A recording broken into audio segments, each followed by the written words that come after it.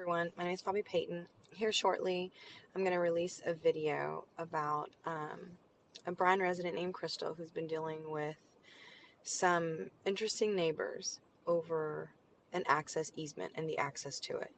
Um, this has been a really interesting case.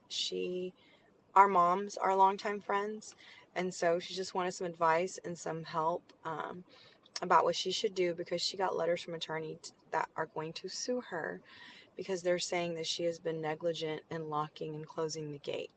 A gate that is over like I said, an easement, an access easement. And there are many laws regarding these things. And so Crystal has been trying to find an attorney to help her.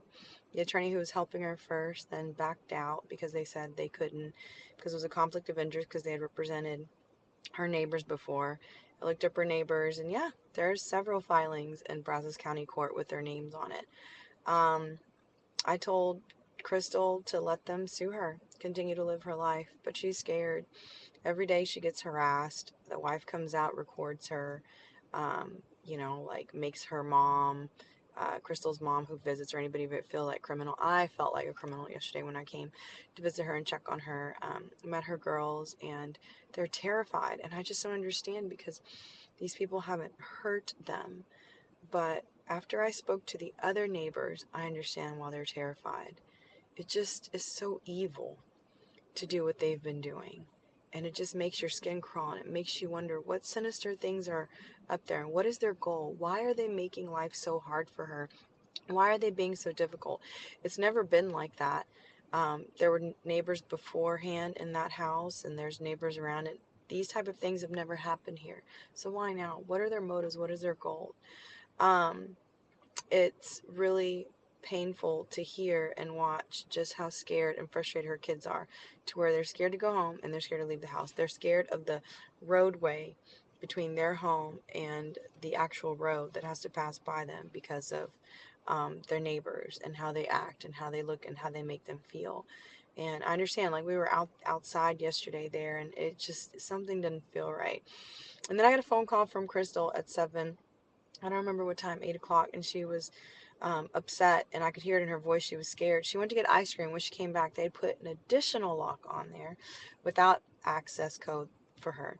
So they had decided on this lock that then Crystal would have to use, and the lock had keys that couldn't be duplicated, and they only gave her 2 keys. And so keys have not been given to emergency response vehicles. So if she called 911, emergency response had to come up. They would have to cut the lock to get to her. Um, but then again, yesterday when she came home from getting ice cream, there was an additional lock with a code that she didn't have access. She couldn't get home. And she asked, she called me upset, and I was like, call the police, call the police. We called the deputy, and I mean, they escorted her and helped her get home and let the owners know that that's not okay. They can't block access for her to get to her home. But right now, Crystal has about a stack of papers um, she shared with me, and I will post these, where attorneys have drafted threatening letters. Please be advised that they repeatedly asked you to lock the gate and you have refused. Demand that hearsay, you immediately comply with the above statement. Um, all these different things. And so I'm warning y'all, this is triggering. But if somebody out there can help and wants to help, please do. Even just giving her courage and assurance just going to be okay and that she's going to get through. I don't know how these people live with themselves every day knowing the pain and suffering that they're causing this mom and her 2 young kids. Um, I don't know what kind of people would do this and why. I can tell you this, we don't want people like that in Bryan College Station. It's not who we are as a community. Here, it's about working hard, paying your taxes, and not hurting anyone. We all live here to have a great life, a quiet life, taking care of our families in peace.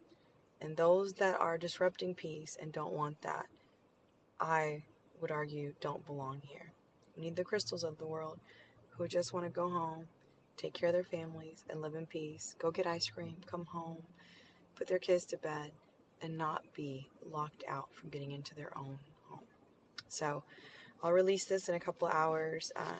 I'm warning you, it's triggering. It upsets me. It makes my skin crawl because it just makes me wonder, why? Why would somebody do this? It's evil. There's just no logical explanation. Ask Crystal what she did wrong. If she did anything wrong. Ask neighbors around her. Could she have done anything that made them want to act like this toward her? And everybody said no. Worst thing was one time, her kid's dad cut the grass outside her little fence that went onto their property, and they got mad. But he did that because they weren't maintaining the grass on their side. It was overgrowing on their side.